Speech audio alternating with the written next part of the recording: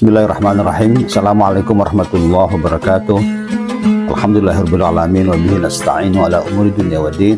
Wassalatu wassalamu ala asyrafil mursalin sayyidina maulana Muhammadin wa ala alihi wa ashabihi ajmain wa ba'du. Ma'asyiral muslimin rahimakumullah.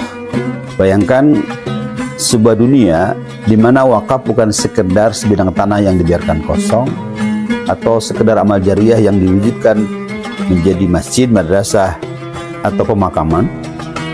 Bayangkan juga satu kota di mana warganya sejak lahir sampai meninggal bersinggungan dengan wakaf, dilahirkan di poliklinik berbasis wakaf, sekolah di sekolah yang status tanahnya wakaf, dia mondok di pesantren yang dibiayai wakaf, dia kuliah di perguruan tinggi dengan beasiswa wakaf, kemudian dia bekerja di perusahaan yang modalnya digerakkan oleh wakaf uang, kemudian meninggal di tanah wakaf, pemakaman wakaf. Di negara tersebut, di kota tersebut, wakaf menjadi motor penggerak ekonomi, mendanai pendidikan bagi jutaan anak-anak, membangun rumah sakit bagi mereka yang tidak mampu, menciptakan lapangan kerja bagi mereka yang membutuhkan. Wakaf juga melindungi hutan dan lingkungan negara dan kota tersebut agar tetap terjaga dan lestari, karena dilindungi secara teologis dan juridis hutan di kota di negara tersebut. Kedengarannya cerita tersebut sebuah utopia, sekedar omon-omon. Sebetulnya tidak. Ini adalah kenyataan yang mungkin bahkan seharusnya terjadi jika kita berani membawa wakaf keluar dari pola lama dan mengantarkannya ke era baru perwakafan. Era baru perwakafan menuntut para pemangku kepentingan, Nazir, Badan Wakaf Indonesia, Kementerian Agama, dan semua pihak para pemangku kepentingan wakaf untuk mengerti teori dan regulasi wakaf, militan dan jujur dalam pengelolaan pengembangan wakaf, pun juga wajib menguasai dan akrab dengan piranti teknologi digital. Saat ini kita menyaksikan terjadi revolusi besar dalam berbagai sektor kehidupan. Fintech misalnya, finansial teknologi mengubah sistem perbankan. E-commerce mendisrupsi dunia digital, dunia retail, dunia perdagangan, dunia bisnis. Blockchain merevolusi konsep transparansi dalam pengelolaan keuangan. Namun sepertinya ada sektor yang tertinggal, yang masih tertati-tati, sehingga tertinggal dalam gelombang inovasi ini, yaitu wakaf. Sebagai negara dengan populasi muslim terbesar kedua di dunia, Indonesia memiliki potensi wakaf yang cukup besar. Potensi wakaf tanah kita berkembang, tumbuh setidaknya 4-5% per tahun. Potensi wakaf kita, hasil kajian BWI, setidaknya ada potensi 180 triliun per tahun secara nasional. Namun wakaf uang kita yang bisa kita kumpulkan masih jauh dari angka tersebut. Mengapa itu terjadi? Boleh jadi hari ini sebagian masyarakat kita masih berpikir bahwa wakaf lebih berbentuk tanah atau bangunan.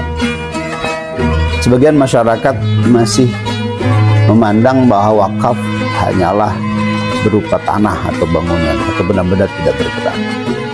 Sebagian masyarakat masih menunggu kaya untuk bisa berwakaf, atau dalam sistem penghimpunan dan pengolahan wakaf yang masih konvensional, tidak inklusif, tidak transparan, dan kurang profesional. Beberapa kajian menunjukkan bahwa hanya 16% dari Nazir pengelola wakaf yang fokus mengolah wakaf. Akibatnya banyak potensi wakaf yang terlewat begitu saja.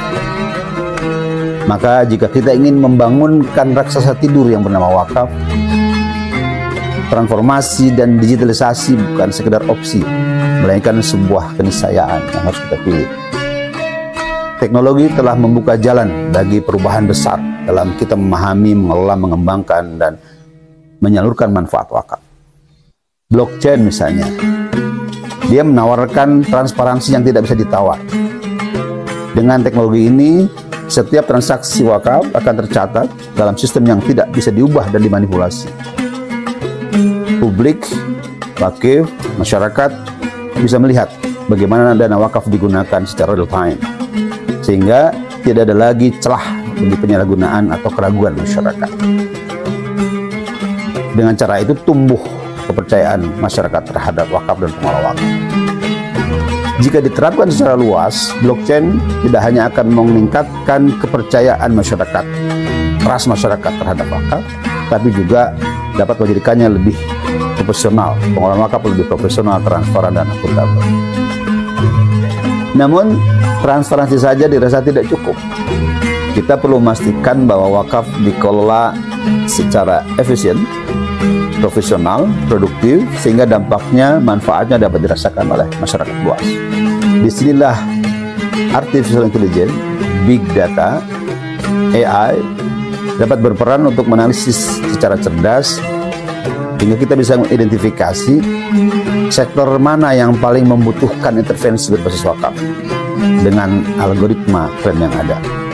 AI juga dapat membaca pola donasi dan memprediksi tren untuk memastikan investasi wakaf dapat dilakukan secara optimal untuk manfaat jangka panjang.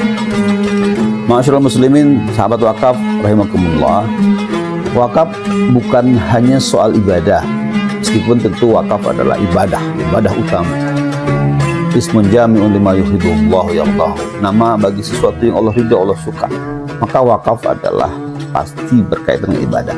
Namun pada wakaf juga melekat aspek-aspek strategi pembangunan sosial dan ekonomi yang berkelanjutan. Jika dikelola dengan baik, wakaf dapat berkontribusi bagi penyelesaian persoalan-persoalan keumatan yang hari ini kita hadapi cukup besar dari aspek pendidikan, kesehatan, dan kesejahteraan masyarakat. Wakaf produktif misalnya, jika dikelola dengan baik, wakaf menjadi lebih produktif. Selain manfaatnya bisa didistribusikan kepada mukufa'aleh, juga dapat menjadi modal dan menciptakan lapangan kerja bagi masyarakat kecil, sehingga mengurangi pengangguran dan pada akhirnya bisa mengurangi kemiskinan di tengah-tengah masyarakat. Wakaf juga dapat menjadi modal bagi usaha mikro kecil dari wakaf uang atau dari hasil pengelolaan wakaf. Modal usaha itu diharapkan bisa mendukung ekonomi yang berkeadilan dan berkelanjutan.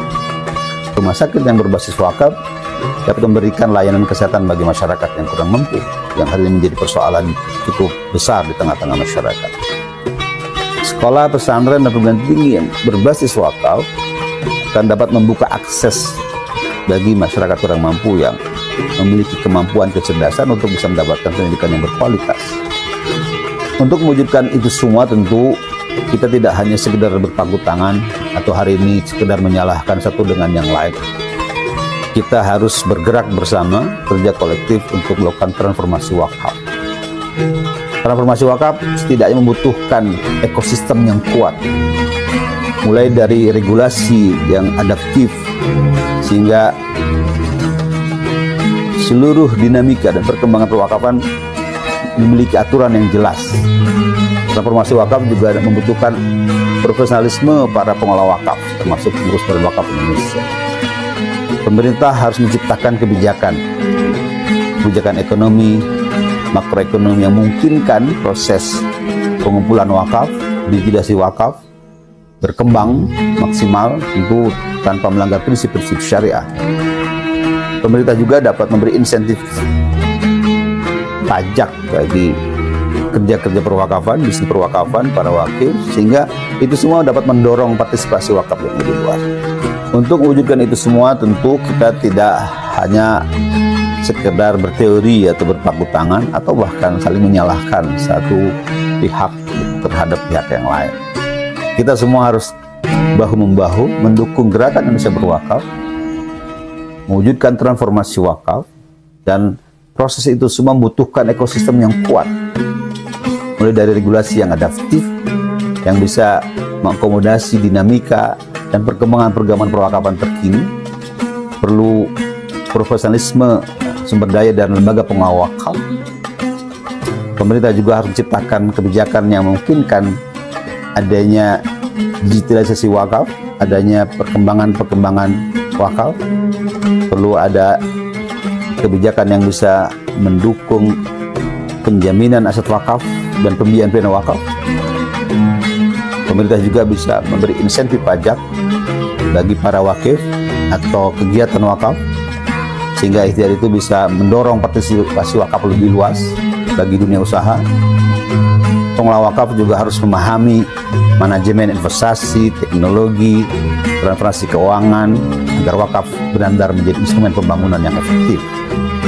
Tentu tidak kalah pentingnya adalah sinergi kolaborasi antara lembaga wakaf, perbankan syariah, startup, fintech, dan seluruh elemen pendukung perwakafan.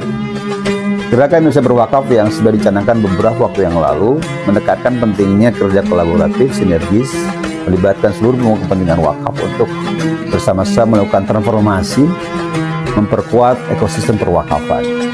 Tentu ikhtiar itu keberhasilannya terpulang pada kita semua. Kita berada di titik persimpangan.